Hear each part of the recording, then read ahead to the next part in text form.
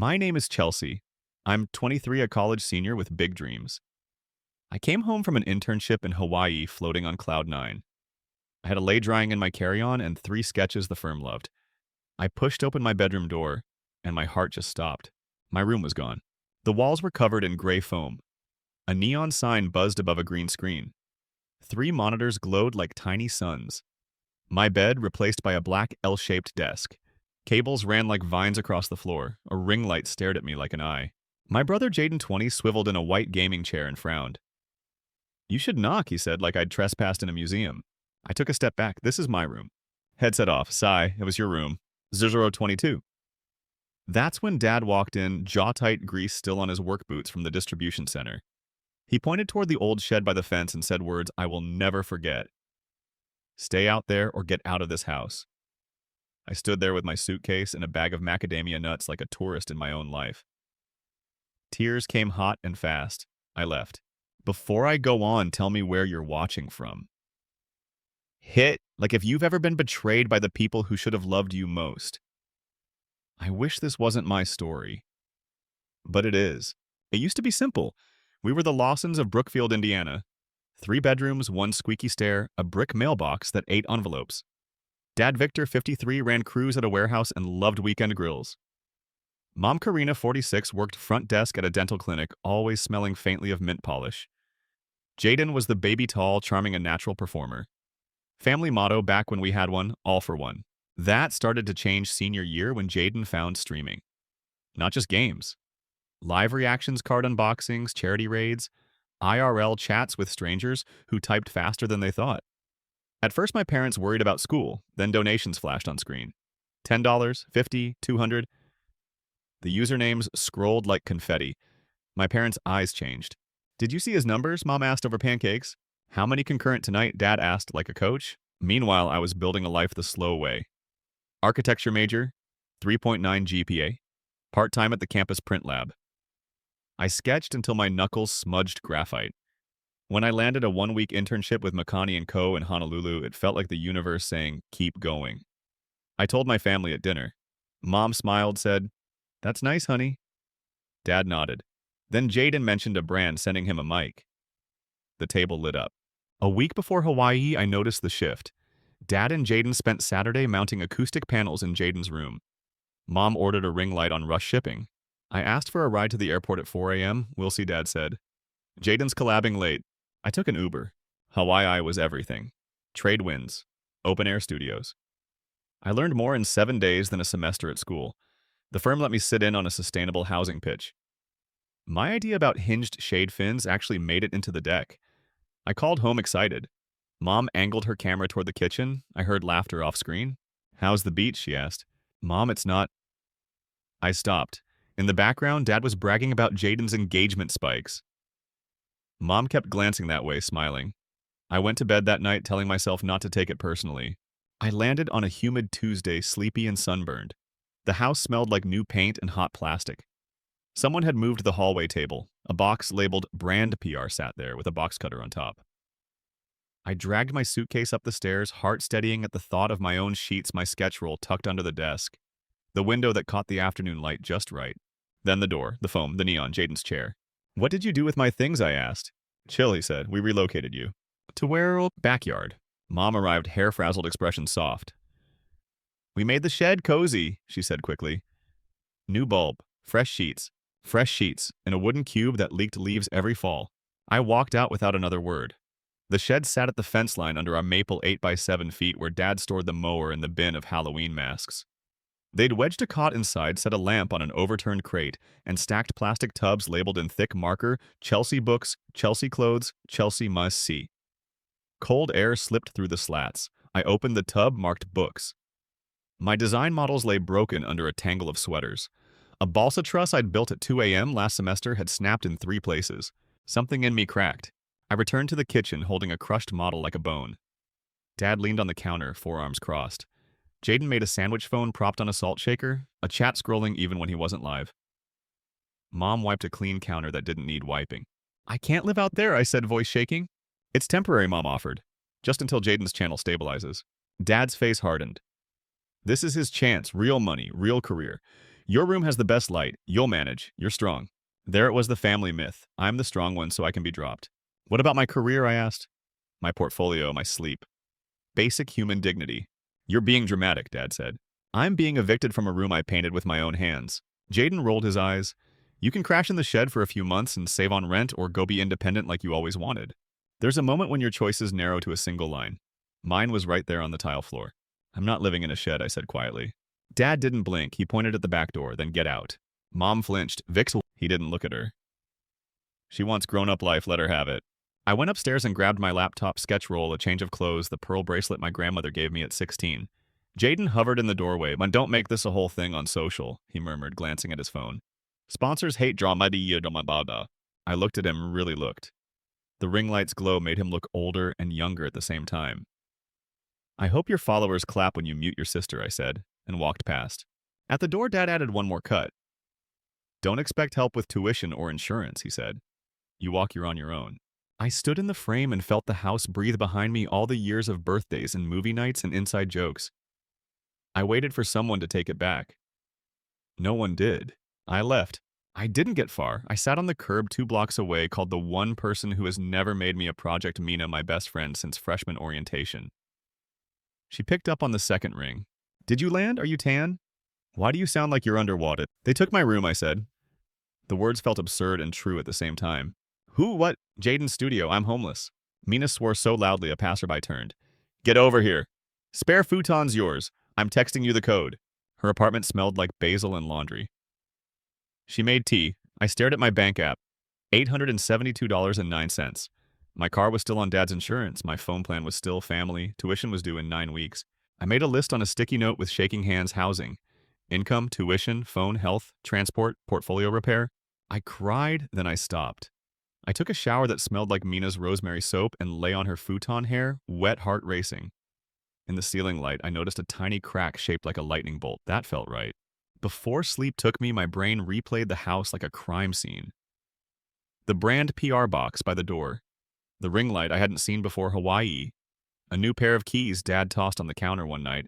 A car I didn't recognize parked down the street last week, low and loud. Money was moving. Noted. 510. I promised myself 2 things. 1, I would not beg to sleep in a shed. 2, I would not let this swallow me. The next morning, I woke up with puffy eyes and a plan shaped like smoke. I'd pick up extra shifts at the print lab, ask about a student design assistant opening. I'd heard whispers of and call Professor Hahn the only person who ever told me my drawings made buildings feel human. He was my validator before I knew I needed one. I texted Mom, I'm safe. Don't worry.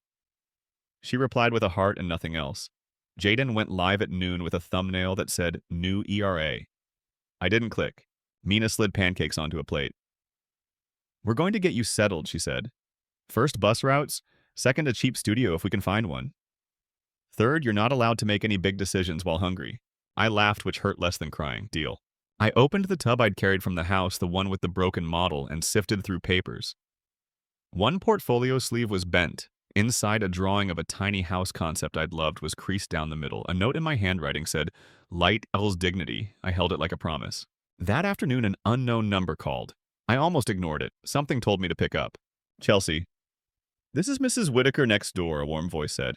Our old neighbor. I hate to intrude, honey, but I saw some things last night. I think you should know. I sat up. My heart found a new rhythm. Tell me everything, I said. Mrs. Whitaker's call changed my posture from hurt to alert. I don't want to meddle, she said breathy, but last night a van backed into your driveway at midnight. 2 men carried boxes marked Marlowe Media Set Kit. Your father signed. And dear, I saw your old dresser at the curb this morning. A teenager grabbed it before trash pickup. My throat tightened. My dresser has a lockbox in the bottom drawer. I know, she whispered. I asked your mother about it. She said everything was handled. Handled. I thanked her and hung up. A minute later, she texted a photo of my art lamp, the mint green one from freshman year, leaning against our mailbox with a cardboard sign free. Something crystallized. Morning time was over. This needed documentation. Mina watched me pace. Say the word, she said. I'm driving alibi. We went at dusk. Hoodies? Caps? The maple out front gave us shadow. From the sidewalk, I could see through my old window now, Jaden's angle soft light washing a gray wall. Dad's pickup was gone. The new low car crouched by the curb, paint so glossy it held the sky. We cut through the side gate. The shed bulb glowed weakly. I lifted the lid on a tub. My sketchbooks curled from damp. A model roof panel warped. I took photos of everything. Dates, close-ups, the cracked slats. The extension cord snaked through the grass from the house like an umbilical I didn't ask for. Voices drifted from the kitchen window. "We need a cleaner backdrop," a male voice said. "Not Dad. Slick, confident. Girls in the house ruins the parasocial. We want aspirational bachelor. That's the brand." "Jaden, it was my sister's room." Slick voice laughed. "And now it's your set. Everyone's doing a studio takeover. Fans eat the lore." Mom's voice thin. "She'll be back for graduation. Where will she sleep?" A pause, a shrug, and a chuckle. Hotels exist. Mina's eyes widened. She mouthed, "Manipulator." I recorded 30 seconds of that conversation and stepped back from the window, heart pounding so hard I felt it in my wrists. The funny thing is, I used to think our family changes happened gradually. Hearing it like that clean transactional made me see the razor line. As we left, Mrs. Whitaker's porch light clicked on. She was waiting with a grocery bag. "For you," she said, handing me the weight. Inside a thermos, chocolate bars, and a small picture frame wrapped in tissue. "I found it in your recycling," she confessed. "Didn't seem like something you'd toss." It was a photo of me at 12 holding a balsa wood bridge at the county fair, grinning with braces. Dad stood behind me, 2 thumbs up. I stared at it so long my eyes burned. Back at Mina's, I uploaded everything to a cloud folder titled Evidence. Then I sat down and wrote rules for myself in a new note. No ambushes, plan every move. Outsource emotion to the page, not to people who don't care. Replace dependencies, phone insurance, tuition. Guard my work, backups on backups. Document everything. Next morning, I went straight to the campus phone shop and split from the family plan. The rep asked, "Why now?" I almost laughed. "Because it's time. I changed my Apple ID, new passwords everywhere. I added 2-step verification to my school email and backed up my portfolio twice. Then I knocked on Professor Hahn's door. He looked up from a pile of models with sawdust in his hair and the kindness of someone who understands failures are just drafts. "You look sharpened," he said. My room was converted into a set, I told him, keeping my voice even. "I need to secure my work, and I need hours. Any departmental positions open?" He listened the way architects listen to structures, pressing on joints, noting where things flex. "I have a paid studio tech slot starting next week," he said.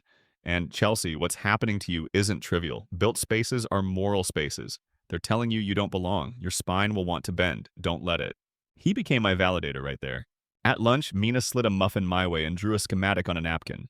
"Okay," she said. "Anchor plan. Step 1, housing search. Step 2, if we don't find a place, we turn my living room into a 2-zone system with a folding wall and noise-canceling panels. Step 3, you Venmo me. Only what you can. No guilt tax allowed." I love people who treat solutions like a craft. Patterns started surfacing. Looking back now, the signs had been everywhere. The way Dad began saying numbers instead of grades. The ring light that lived on the dining table for a week. Jaden's new phrases bag brand fit convert. The casual way my name dwindled in our group text until the chat was basically a production schedule. Evidence built itself. A friend from my freshman dorm DM'd me a clip from Jaden's stream. The caption read, "Family drama LMAO." He was laughing, tossing to camera, saying, "People move out all the time. My sis is like independent, she's fine." The chat spammed hearts and clown emojis. One user typed, "Kick her stuff to the Curb King." Another, "Sisters are op blockers." I couldn't tell if my hands were ice or fire. I screenshotted sponsors' logos rotating in the corner. I noticed one Marlowe Media. I Googled. The slick voice had a name, Rex Marlowe, consultant to mid-tier streamers, featured in a podcast with the title Monetize Your Mess. His advice clip, "Manufacture stakes. The internet buys emotion. If you don't have conflict, rent it. Rent it. They had leased my life for texture." That night, I went back to the shed alone without Mina because some bridges you cross by yourself. I wasn't reckless, texted my location to 2 people, set a timer to check in, but I needed to see with my own eyes one more thing, the lockbox. It was gone. The board at the bottom drawer had been pried up. Fresh splinter glossed the edge. I breathed through a wave of nausea and checked the tubs again. My grandmother's letters were there, thank God. The bracelet still on my wrist. The little tin of coins from the year I babysat our neighbor's twins gone. Footsteps. I froze. Mrs. Whitaker. She lifted the latch softly. "You shouldn't be alone here," she whispered. "Your father just pulled in." We ducked behind the hydrangeas as Dad's truck door slammed. He crossed the lawn, phone to ear. "No Rex, we're all in," he said, voice low. "She's out. The set plays clean. The numbers climb every stream." The sentence hit like a plank. The numbers climb every stream. We waited until he went inside, then I slipped away, heart pounding in my throat. On Mina's couch, I opened my laptop to start a document named Timeline. I wrote down everything the day the ring light arrived, the airport Uber, the studio takeover, word-for-word quotes. I added photos, timestamps. I sent a copy to a new email account only I had. It felt paranoid. It also felt like oxygen. 0840. 2 days later, the first real break, the studio tech job kicked in. I had keys to the workshop, access to laser cutters, a paycheck that wasn't tips, and a corner desk I could safely call mine. I repaired crushed models, rebuilt what could be salvaged, began a new series of concept sketches, compact living with dignity. The first sketch was titled, Not a Shed. Sophomore year me would have just seethed in silence. Present me didn't have that luxury. I filed a small claims form online for damaged property. I didn't submit it yet. Just prepared. I also made a list of the few things in the house worth a second past my external hard drive. The jump drive with my freshman portfolio, one box of childhood photos not scanned. Mina's roommate, Tasha the innocent in all this, came home early from her trip and took one look at the mattress we'd wedged behind the futon. "We're doing a real wall," she declared. She worked at a theater and had set skills. By midnight, we had a hinged panel with a sliding latch and a curtain rail. It wasn't pretty. It worked. I slept 4 hours without waking. Then the revealer dropped part 2. Mrs. Whitaker called again, voice shaking with anger I'd never heard from her. "They're hosting a brand shoot in your room today. There are strangers in and out. One of them put their drink on your sketch roll on the landing. I moved it and told your mother, and she said, 'It's just paper.'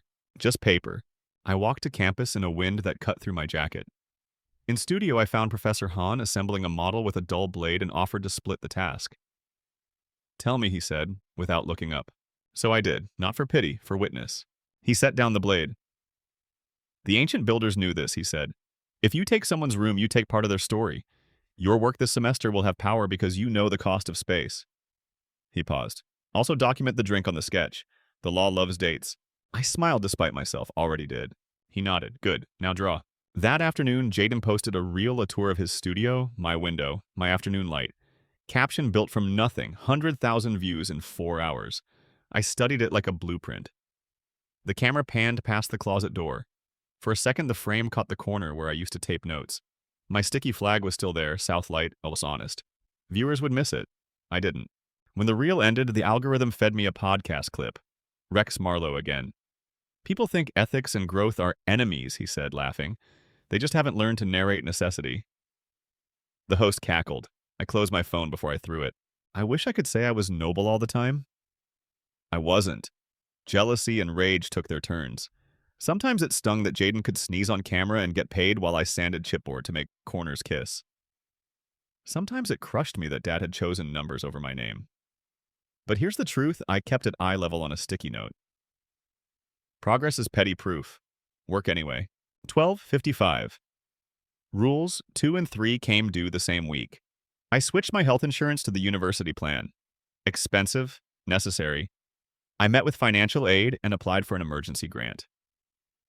I didn't mention the shed, I framed it as housing instability. The counselor slid me tissues I didn't use and told me the Morton Fellowship opened in spring. "You fit," she said. "Apply." Breadcrumb by breadcrumb, the path appeared. Late Friday, Mina and I drove past my old street again. Not to snoop. To practice saying goodbye without choking. At the corner, I saw something that threw me, a kid maybe 8, tugging his mom's sleeve pointing at our house. He wore a hoodie with Jaden's logo. He posed for a photo under our maple like it was a landmark. The mom laughed. "Be quick," she said. "It's chilly." The innocent fan. The way fame leaks into sidewalks. I went to sleep that night with my phone on silent. At 2 a.m., it buzzed. A DM from an account I didn't recognize. "You don't know me. I'm a mod on Jay's channel." I shouldn't say this, but the manager told him to lean into the sister drama. Next stream, he's planning, "My family tried to hold me back bit. You deserve a heads up." I stared at the message until the words blurred. Then I typed back, "Thank you." I didn't ask why the mod cared. Maybe he had a sister. Maybe he had a conscience. Maybe both. I didn't sleep after that. I made tea and outlined my next 3 moves. Get a place even if it's tiny.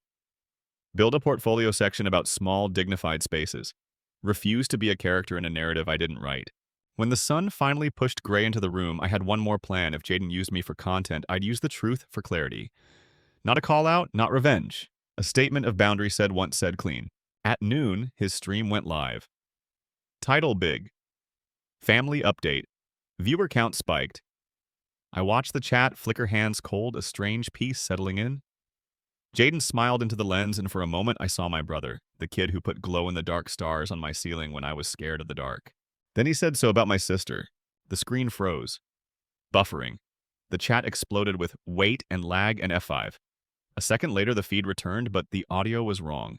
Not the crisp mic. The house mic. A door had opened. Dad's voice, unfiltered, cut across the stream. "Keep it about the channel, Jaden. Don't bring her into it. We've caused enough harm." The words landed like a pin drop in a crowded hall. Not loud, but sharp enough to pierce. Silence followed, thick and electric. Jaden's eyes darted off camera as if the chat window suddenly burned too bright. His jaw worked once, then again. He muted his mic with a click that seemed louder than it was. On-screen, the game footage looped characters frozen mid-action. Off-screen, I pictured him pacing, maybe gripping the edge of the desk, maybe wishing he could rewind the last 10 seconds. When his mic returned, the sound was stripped of bravado. His voice, usually slick with sponsor polish, was soft, almost careful. "Let's talk games," he said. It was the smallest pivot a single sentence tossed into the current. But for me, it carried weight. My heart kicked against my ribs, not from anger this time, but from the disorienting shock of recognition. It wasn't redemption. It wasn't repair. But it was, for the first time in months, a choice that leaned in my direction, a sentence that shielded me instead of selling me. The numbers in the corner of the stream dipped, impatient viewers clicking away. Chat scrolled past in restless bursts. The world moved on. But I stayed still, every nerve humming. I closed my laptop with both hands as if sealing the moment inside. A breath I hadn't realized I was hoarding spilled out of me, shaky, uneven. After all the noise, after the spectacle, after being painted as a subplot in someone else's saga, this was something different. Not an apology, not even close. Just a hairline crack in the thick wall I'd believed unbreakable. And cracks matter. Cracks tell you where to press. My first press leaving. I hunted listings until my vision blurred. Studios stacked on top of one another, glossy ads for places that smelled of new pain and emptiness, all asking for money I didn't have. Every decent option vanished in hours, snatched by people with faster wallets. The rest were polished cages, overpriced shoeboxes dressed up with stainless steel sinks. Then on a Tuesday, a superintendent picked up. Studio. Above a laundromat, month-to-month lease. Cash deposit, no questions. "If you want it, come today," he said. I went. The building buzzed like a beehive, detergent warmth spiraling through the stairwell. The door stuck on its swollen frame before giving way with a reluctant squeal. Inside, one narrow window, one tired sink, one closet that lied. Walls so thin I could already hear the rhythm of downstairs washers whispering, "Shh." Between two brickbacks, a sliver of sky wedged itself like proof the world was bigger. It wasn't pretty, it wasn't quiet, it wasn't safe from noise. It was mine. I unrolled my sketch tube on the only patch of floor that didn't tilt and set down a box of beginnings. 2 mugs, a plant cutting in a jelly jar, and my grandmother's silver bracelet glinting on my wrist like a small moon. From the box, I pulled the photo Mrs. Whitaker had saved. The one of 12-year-old me grinning beside a balsa bridge, Dad's double thumbs up beside me. My stomach twisted at the sight. It hurt to hang it. I hung it anyway. Rent hit like a body check. Nights were louder than I expected. But the keys jingled in my palm, proof of control. The lock clicked shut because I said so. And in that corner of floor between hums of machinery and the sighs of neighbors, my brain breathed. Work steadied me. Studio tech hours turned into muscle memory. I learned the moods of the laser cutter, repaired models with glue-stained fingers, logged damage with photos like evidence. At night, I wrote. My Morton Fellowship essay spilled from me like I'd been drafting it in my bones for years. I didn't name the shed. I wrote about light, about boundaries, about what it means to carve dignity out of 8 feet by 7. When Professor Hans slid me his recommendations signed in blue paper, crisp and unscanned, he said, "Whatever happens, you're not broken. You're forged." I held those words in my chest like a lit match. For 20 whole minutes, I believed him. It was a record. Meanwhile, Jaden's empire started to stutter. First cough, a sponsor's discount code died midstream. His smile faltered, chat exploded, the replay vanished by morning. Second cough, a forum thread surfaced Zillow photos of my old room side by side with his, built from nothing claims. It didn't go viral. It wobbled, jittered, refused to die. I saw it anyway. Third cough, a DM from my mod manager pushing edgier, Dad resisting. Rex at the house. The photo attached showed Rex in our kitchen sleeves, rolled like a talk show host, captioned, "Manufacture steaks." I gagged on bile. I didn't clap back. I logged every cough like data points. breadcrumbs to use later if later demanded it. And in my little room above the laundromat, I kept building. Screens that folded into desks, beds that didn't feel like prison sentences, storage that didn't punish you for existing. I titled the series Room Right. In the corner of the first rendering, I scribbled, "No one belongs in a shed." Work became my anchor. Without it, silence might have swallowed me whole. The studio buzzed with the sound of machines, the hiss of compressed air, the faint scorched smell when the laser cutter misbehaved. I learned its moods: when to coax, when to wait, when to stop forcing a cut and simply start over. I repaired 3 models in 1 week, logged every dent, photographed every crack because proof matters. Proof is what keeps people honest when memory twists. At night, the studio emptied and I stayed. The glow of desk lamps made the floor a grid of shadows. I wrote my Morton Fellowship essay there longhand at first, as if the ink could anchor my thoughts. I didn't write about the shed. I wrote about light, about boundaries, about what it means to shape a space, small but dignified, 8 feet by 7, that refuses to be a cage. Words spilled faster than I expected, and for once they felt like mine. Professor Hahn signed his recommendation in blue ink, not black, pressing the pen so hard the strokes grooved the paper. He handed it to me like it was more than a letter, like it was a flag I could carry into battle. "Whatever happens," he said, looking me dead in the eye, "you're not broken, you're forged." I believed him not forever, but for 20 minutes straight. And 20 minutes of belief for me was a record. Meanwhile, Jaden's empire purred like a well-fed machine, until it coughed. First cough, a sponsor's discount code died midstream. He tried to laugh it off, flashing his smile like duct tape, but the chat smelled blood. Refresh, dead link scam. The replay vanished the next day. Second cough, a forum thread surfaced screenshots of my old room side by side with Zillow photos someone's niece had dug up. His built-from-nothing narrative didn't fit with the mildew-stained truth. One comment stood out blunt and cold: "Sis's room, yikes." The post didn't go viral, but it didn't need to. It was a spark flickering in dry brush. Third cough, my mod slipped me a DM. "Manager wants edgier." Dad's resisting. Attached was a blurry photo Rex in our kitchen sleeves rolled, grinning like a late-night host about to land a punchline. Caption: "Manufacture steaks." My throat closed. Steaks meant blood, and mine had already been spilled. I didn't clap back online. Not yet. Instead, I wrote notes. Every 60 to 90 seconds of content, a breadcrumb. Every breadcrumb a string. Strings matter. Strings, when gathered, become a rope. A rope can save you or hang someone else. The studio became my rhythm. Sand, glue, cut, repeat. The cycle steadied my pulse. I started sketching a series I called Room Right. Designs for micro units that didn't punish people for being poor. Screens that folded into desks. Storage that didn't look like punishment. A bed that was more than a sentence. On my first rendering in the corner, I scribbled a vow: "No one belongs in a shed." Then came the email. A Wednesday at 6:22 a.m. My phone lit the ceiling like dawn arriving early. Subject: Morton Fellowship Award. I read it twice without breathing. Tuition covered. Stipend modest but real. I laughed, then sobbed, then laughed again because the sobs wouldn't stop. I brushed my teeth with tears on my cheeks and the faucet hissing like applause. I forwarded the email to exactly 3 people: Mina, Professor Hahn, and the girl I used to be before this year. I pictured her lying in the dark under those cheap plastic stars Jaden once stuck to our ceiling. I whispered to her in my head, "See, we're not nothing." Mina's scream rattled my eardrum through the phone. "We're getting you an actual chair," she declared. "One that doesn't fold and doesn't break when you breathe wrong." I found a broken chair on a curb the next day with a free sign taped to its back. I sanded the splinters, tightened the screws, rubbed oil into the wood until it gleamed. I am built for salvage, always have been. That weekend, the laundromat's radio bled through the floor while I drafted canopy details. The neighbor to my left practiced saxophone scales from 11 Hazurs to 11:20 every night without fail.